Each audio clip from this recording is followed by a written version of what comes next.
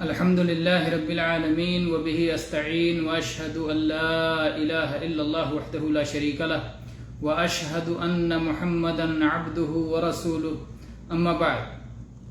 گرامی قدر مشاہدین، عید الاضحیٰ کی تعطیل کے بعد یہ پہلی ملاقات ہے جس میں انشاءاللہ ہم اسی سلسلے درس کو آگے بڑھائیں گے جو اس سے پہلے ایک اچھی مقدار تک پہنچ چکے ہیں. شیخ الاسلام محمد ابن عبد الوہاب رحمہ اللہ کی کتاب الاصول الثلاثہ کی شرح کر رہے ہیں، اور در حقیقت الاصول الثلاثہ میں بہت سارے رسائل ہیں اور ہم چوتھے رسالے تک پہنچ چکے ہیں، جس چوتھے رسالے کا نام ہے الاصول الثلاثہ التی تجب معرفتها، وہ تین اصول جن کی معرفت فرض ہے.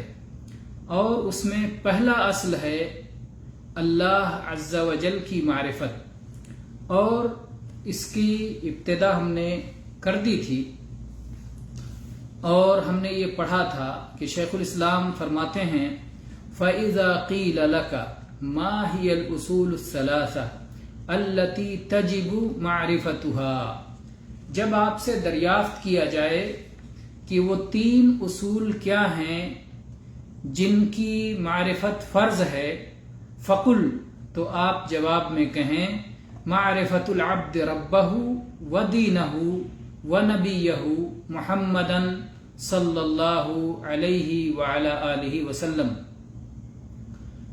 ایک بندہ اپنے رب کی معرفت حاصل کرے، یہ پہلا اصول ہے، اور اپنے دین کی معرفت حاصل کرے، یہ دوسرا اصول ہے، اور اپنے نبی محمد صلی اللہ علیہ وآلہ وسلم کی معرفت حاصل کرے، یہ تیسرا اصول ہے. تو ان تین اصولوں کو باختصار شیخ نے ذکر کیا اور اس کے بعد ان کی تفصیل بیان کرنی شروع کی.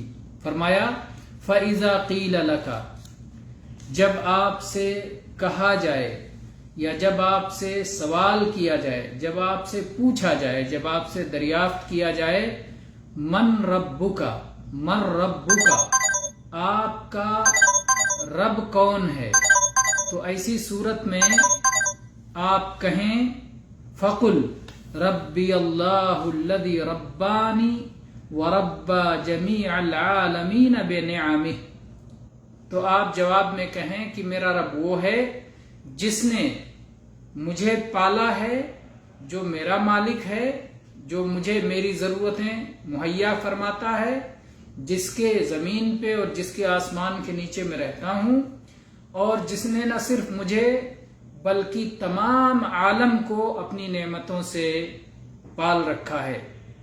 تو سب کا مالک، سب کا پالن ہار، سب کی تربیت اور پرورش کرنے والا اللہ ہے، یہ جواب میں کہیں.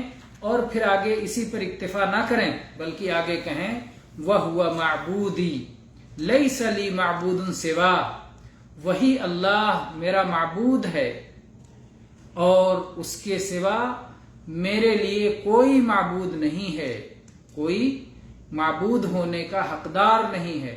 میرا معبود وہی ہے اور میں اسی کو اپنا معبود مانتا ہوں، اس کے سوا کسی کو سچا معبود نہیں مانتا. تو یہ ہے ایک موحد کا جواب کہ وہ صرف اتنے پر اکتفا نہیں کرتا کہ اللہ میرا رب ہے، بلکہ ساتھ میں یہ بھی کہتا ہے کہ وہی میرا معبود ہے.